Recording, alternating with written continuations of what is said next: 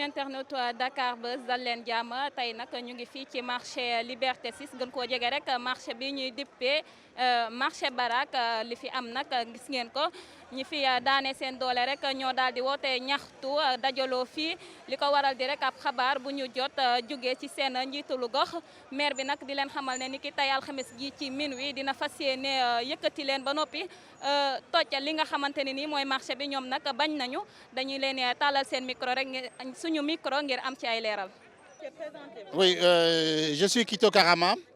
Je suis le coordonnateur du collectif des propriétaires de cantines au niveau du centre commercial Liberté 6, extension Baraka. L'objet de ce point de presse aujourd'hui, c'est suite à la volonté unilatérale du maire de la commune de Sicap Liberté de vouloir démolir ce centre commercial sans que nous, propriétaires, ayons été informés ni associés à ce projet. Et suite à la déclaration donc, qui a été faite hier à travers une presse locale, il aurait l'intention de procéder à la démolition du centre commercial ce soir à minuit. Et donc, nous interpellons les autorités pour leur faire comprendre qu'ils devront, face à cette situation, assumer la responsabilité de la quiétude, qui ont la responsabilité de la quiétude et de l'ordre public, de veiller à ce que cette provocation de la mairie ne puisse passer. Pour la petite histoire, nous avons acquis ces cantines en 1999 en les préfinançant. Et c'est seulement en 2013 que les cantines ont été opérationnelles. En 2018, la Banque mondiale, ayant considéré que le centre commercial était l'un des meilleurs centres au niveau du Sénégal, l'a considéré comme centre pilote et a financé pour plus de 90 millions d'électrification. Et aujourd'hui, nous ne comprenons pas que l'autorité communale veuille démolir ce bijou au motif qu'il voudrait construire un hypercentre, soit, mais au moins nous, qui sommes propriétaires, nous nous considérions comme partenaires, nous n'avons nullement été associés. Et nous avons envoyé des correspondances à la mairie pour demander que nos intérêts puissent être préservés, que des garanties de bonne fin soient offertes, parce que nous avons des doutes sur la crédibilité du promoteur qui a été retenu, pour mener ce projet. Et nous ne savons pas dans quelles conditions ce marché même lui a été attribué. Et cerise sur le gâteau, ces maires sont en fin de mandat depuis 2019. Et donc, ils ne sont que prorogés. Et donc, ils n'ont aucune légitimité actuellement. Et nous en appelons donc à la concertation dans ce dossier. Malheureusement, nos maires refusent la concertation et nous en prendrons acte. Alors, monsieur, vous n'avez pas été prévenu d'une quelconque démolition à l'avance avant hier? Mais c'est ce que je vous ai dit. On a été prévenu de rien du tout. Sinon, c'est la volonté du prince. Je suis tout puissant et je vais, par la force des choses, vous imposer ma loi. On ne vous a pas fait de proposition en retour? Aucune proposition, aucune concertation. Nous ne savons même pas le projet, comment il va se présenter. Qu'est-ce que vous comptez faire si toutefois la mairie ne réagit pas? Alors, vous savez, il y a les voies de recours. Heureusement que nous sommes dans un pays de droit. Donc, nous avons commis des conseils. Nous avons posé des actes depuis ce matin. Et nos conseils auront la latitude de mener à bien les actions qui jugeront nécessaires face à cette agression. Maaleykum maa ngi tudd Rose Ndiogoy.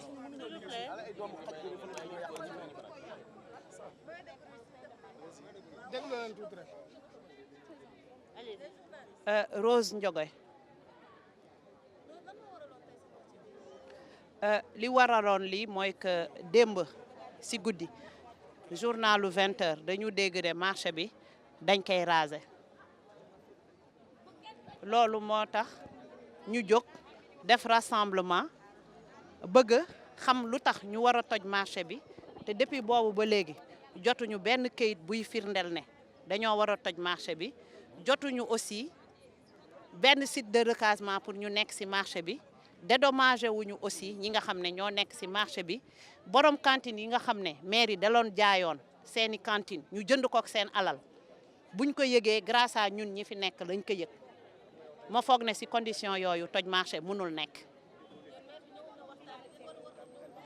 loolu daaw ñëwoon na mook sous-préfet mais sous-préfet daf ñu promettre woon ne tant que amuñu site de recasement kenn du laal marché bi kon nag soit waxu kilifa bu daanu la wala wax ba nga xam ne teguwul woon ci fenn parce que bu waxee loolu tey ñu ne tey la ñuy toj marché bi te gisuñu site de recasement gisuñu aussi ku ñu dédommagé yëgaluñu aussi ñi nga xam ne ñoom moom cantine kon loolu waxu kilifa bu wadd ci suuf la bokk.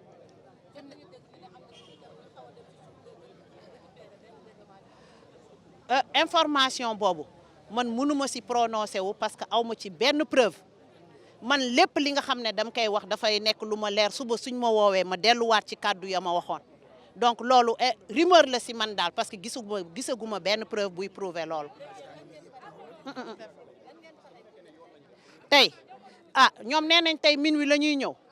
pare nañ pour xaar leen bu ñu ñëwee pour waxtaan daan waxtaan ak ñoom bu ñu indiwee doole daañ fi fekk doole ndaxte marché bi ay ndaw a fi ne te pare wuñu kenn ñëw salfaañe suñu àq ak yelleef. maanaam tey da ngeen fi nar a toog ba minuit. fanaan laa waxuma la toog ba mi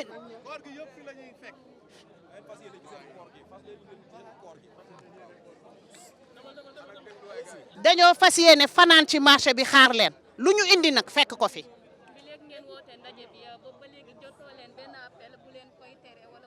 ma ne bind nañ fu ne fépp fu ñu waroon bind nañ ñëpp ñu waroon bind ba président de la république bind nañ kenn tontu wuñu kenn faale wuñu dañu yaakaar ne ñun ay mbërit lañu yoo xam ne dañuy xëy rek jël ñu sànni ñu ci biti te loolu lañ dul nangu ñun ay liggéeykat lañu dañuy daan suñu doole sàccuñu fenuñu duñu ay bandi bu ñu buggee ñëw si ñun dañuy ñëw si njëkk ak teraanga nekk ay kilifa def yëfu kilifa bàyyi yëfu bandi yu ñuy def parce que duñu ay bandi. Président de la république ñun ñëpp a ko déggandoo le 3 mars dafa ne képp ku fekkati nit muy liggéey balaa nga ko fay génnee na nga ko jox leneen ñun nag dañuy woo président de la république kaddu yooyu mu dëggal si boppam te mu wax ak Santi Agne ndaxte Santi Agne si lum ñu woo daan ko si wuyu bu dee si jàmm daan ko si wuyu bu dee si añ ñun ñoo ko gën a pare. man personnellement def naa si depuis 2014 maa ngi si marché bi nag ñi ma fi gën a yàgg def nañ fi 16 ans munoo fekk ni 16 ans muy liggéey nga ñëw di ko génnee si biti mel ni mbalit nga fekk foofu loolu duñ ko nangu ñoo lànk ñoo bañ.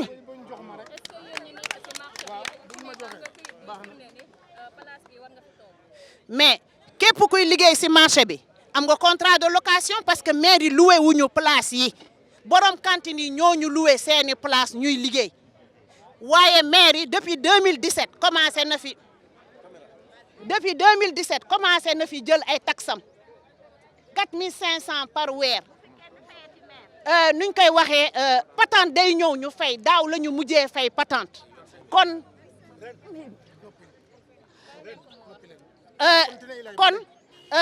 Bira Gueye bu taxawee ci télé bi di naan que ñun dédommagé nañ mu yàgg lu ko neex lay wax ndaxte daaw rek la ñu fay patente kon marché bi légalul lu légalul nan lañ siy fayee ay patente lan lañ siy fayee ay juuti bu légalul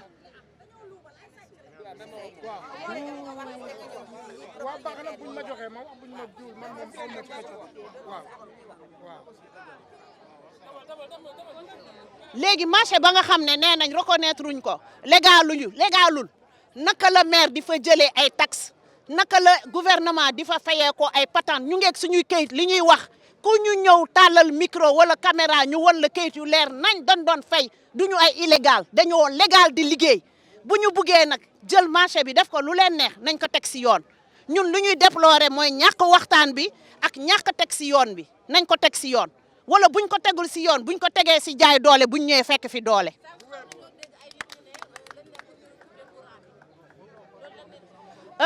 Information clandestine du ma si wax parce que xamuñu kan mooy kan ak kan mooy véhiculer ban information loolu du ma si wax lépp lu ma wax dafa nekk lu ma leer lu ma leerul du ma si wax. Nous disons non et non et non. Nous disons non. Nous disons non. Non, non, non. Nous disons non. Nous disons non duñu nangu. Duñu nangu ñu disons non. Duñu nangu duñu nangu duñu nangu. Nous disons président yaa ngi koy dégg yaa ngi koy gis na nga atte ndax sonn nañ ci mairie dañoo bàyyi ay parents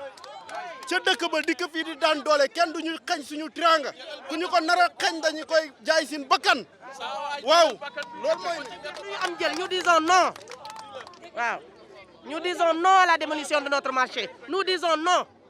duñu nangu. lu waral suñu woote si marché bi tey nii dañ fi nag di daan suñu dool du ñu ay sàcc du ñu ay agresseur dañu fi yàgg nag sant añ fi la ñu fekk pôle mbalit moom lay wax chaque fois pôle mbalit lañ fi mos a indil toj marché bi seen arrangement la dañ fi luubal mi commencé Bira Gaye mi doon wax démb chaque jour mu looy fi ay cantine jàmbur man maa koy dénoncé chaque fois moo ko fay chaque fois mu dénoncé looy fi ay cantine jàmbur dañ ko tijji di koy loué dañ fi jaay ay cantine loolu am naa si ay lu leer laa si am man fépp laay dugg mooy deuxième chose bi ñun nanguwuñu sax génn marché bi duñ génn man sama ndogu dama ko indaale ak sama xëdd fii laay fanaan tey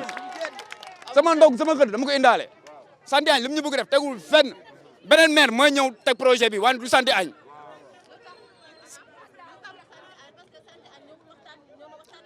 santi añ ñëwul waxtaan ak ñun mooy daf ñu jàppee ay xar ay mala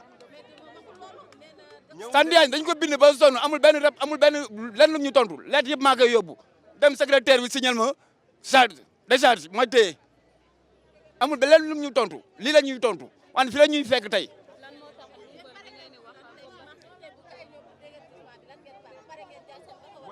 fi sama ndogu laa indaale sama xëdd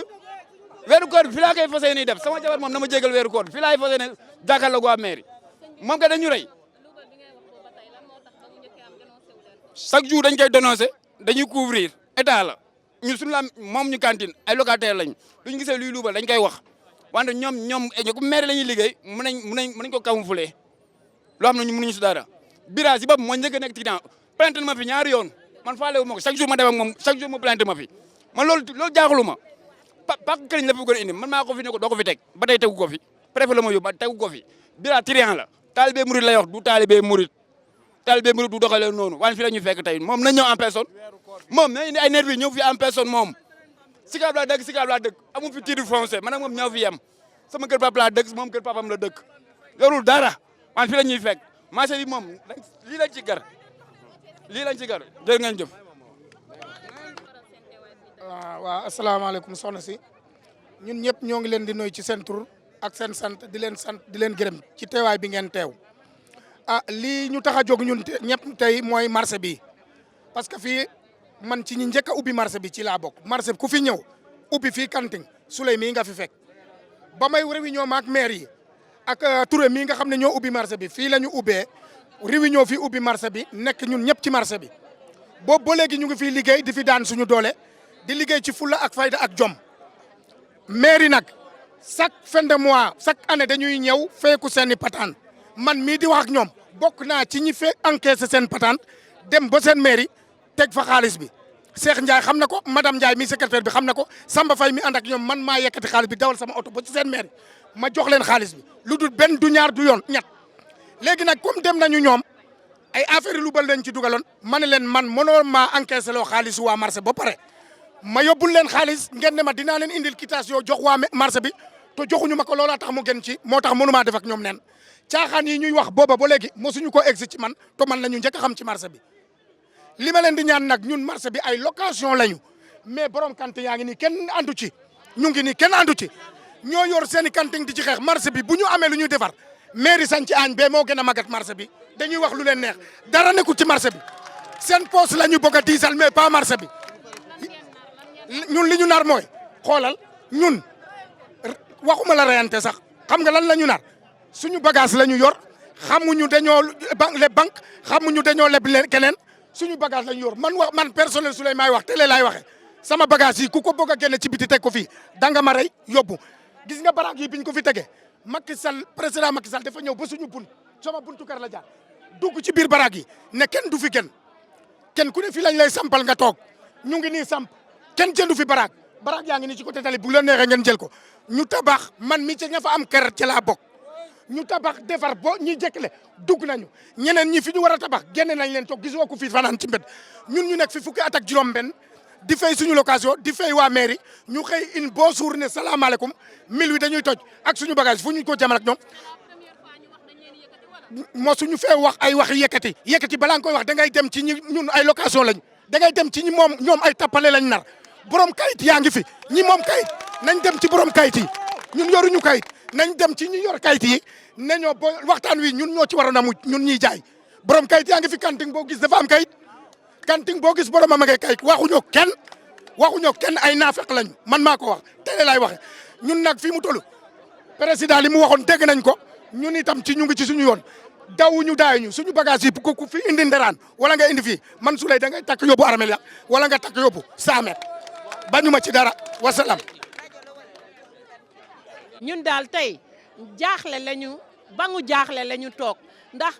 dañoo jënd ay cantine ça fait 16 ans di ci yëngu di ci daan suñu doole luye cantine yi ay famille yoo xamante ni ci la ñuy daan seen doole di ci suturlu tey nag ñu xëy rek ni tey bu minuit jotee dañuy tëj cantine yi loolu nag duñu ko nangu tey duñu ko nangu ëllëg ndax duñu ay xaj sax boo koy déloger danga ko koy yëgal astamaak ay nit ak ay doomu aadama léegi nag li ñu xam mooy Macky Sall ñu ngi lay ñaan yow mi nga xam ne yaa moom dëkk bi gis nga li fi amoon bërki démb xale yiy dee tey nag bu ñu bëggee déloger ñu ci marché bi rayante dana am dee dana am te bu boobaa danañ faute la léegi nag ñu ngi lay naan yaat Marème Faye Sall mi nga xamante ni yéen a jiite réew mi ngeen dimbali ñu ndax sonn nañu jaboot yi fi toog di daan seen doole xanaa kuy déloger marché doo ko déloger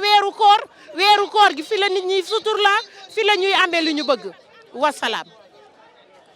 soxna si maa ngi lay. waaw ñoo ngi lay fay. yow da nga fi am cantine. waaw dama fi am cantine dama fi ñaw dama fi loué di fi ñaw place. d'accord naka nga gisee situation bi nga xamante ne ni jógee na ci maire bi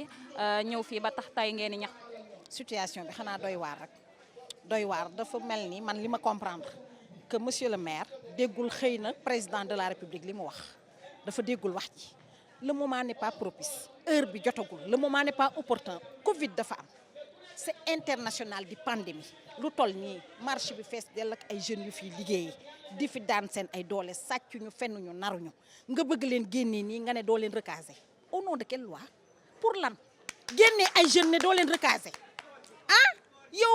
segem ñi nga xam ne ñoo nekkoon rond point 6 amuñu place ñoo nekk ci mbedd mi ñu dédommager leen génne leen nga fekk ñoo xam ne taxawaaluñ ci mbedd ñu ngi ci biir marché nekk seen ay place di liggéey nga ne da nga leen di xëy rek génne noonu. lu ñuy nar lu mel nan xanaa toog ci sunu place continuer sunu liggéey loolu rek la ñu nar génne bu demee nan dañuy toog fii nekkuñu Guinée nekkuñu Conakry nekkuñu Mali nekkuñu fenn ñoo ngi fii sunu place yi toog di liggéey continuer suñu liggéey loolu dong ñu nar jàmm ak salaam waaw. table lañu yàq taxuñoo jóg defar boo ñu tax a jóg kon nag amuñu benn raison di dem ci tali bi tali buur la trottoir bi suñu trottoir la. nañu des ci trottoir bi ñu moom loolu mooy acte responsable léegi nag ñeen ñëpp dama bëgg ñu xam leen ñun ñi fi nekk di propriétaire yéen ñi fi nekk di commerçant yi nekk ci cantine yi di daan seen doole ñun ñëpp benn lañu ñun nag fii suñu kër la kenn amul droit dugg si foo si dugg ci da nga violer suñu domicile parce que fii dañ ko jënd ba jox leen ko yéen ngeen nekk fi fat leen donc ñu nag yéen fii suñu kër la kon nag ku fi ñëw fekk ñu suñu biir kër tooñ nañu mais bu ñu nekkee ci mbedd mi tooñ nañu bu noonu ñun nag tooñ taxu ñoo jóg léegi ñun am na comité de vigilance bu ñu organiser fii ci marché bi foog naa waxtaan ngeen ci ba d'accord ci bu ci yàlla àndee fas yéene nañu fii ba koor gi jeex fanaan ci marché bi des veillées nocturnes propriétaires yi tamit ñi ngi leen di ñaan ku ci mën a ñëw nga ñëw waaw nga toog bu ñu ndogoo ba pare sa teewaay namm nañ ko fi léegi nag lépp ñu def ko ci discipline parce que bu ñu may porox ndoll boo xam ne bii autorités yi mën nañ ci jaar pour néewal ñu doole parce que lu sa combat jub lu sa combat rafet waruñu ko yàq kon nag nañu tëgg def lépp ci yoon ñun yoon la ñuy doxal ku ñu fekk nag ci biir dëgg ci suñu yoon yaa ñu tooñ bu boobaa loo fa góobee gar ko loolu la donc maa ngi leen di ñaan ñu ànd ak dal bàyyi mbedd mi nekk suñu marché la ñu moom mbedd bi mbeddu buur la voilà donc bu kenn dem ci mbedd mi nekk leen ci marché bi loo leen di ñaxtu ci biir marché bi la waaw mën ngeen génne nag seen banderole tàllal ko ci trottoir bi kooku yoon nangu na ko mais mbedd mi yoon nanguwu ko man duma jalgati yoon duma seetaan kuy jalgati yoon li ma wax nii c'est responsable. Vraiment waxtaan naa ak seen délégué de marché yi. On s'est compris quoi. Kon donc y a plus lieu ngeen defaat lii quoi. Vraiment arrêtez tout ça ñi nga xam ne war nañu wax dinañ wax quoi kooku xam na man xam naa dinañ wax mais arrêtez les rassemblements arrêtez ça. Laissez les gens circuler. Vous n'avez pas le droit aussi de faire ça amu leen benn droit. jaruma discussion mais on peut pas discuter comme ça. Arrêtez après ñi war a wax nañ dem fi ñu war a waxee quoi. Arrêtez leen lii s'il vous plaît. Arrêtez les coupez les micros arrêtez ça et continuez votre travail. Non, loolu c'est très simple. Revendication am na nu ñu koy defee mais du rapport de force. Arrêtez tout ça. Arrêtez la musique xawma les micros là arrêtez tout ça. li nga wax dëgg la. Après ñu dem liggéey seen liggéey ngeen dem. D'accord. Arrêtez leen.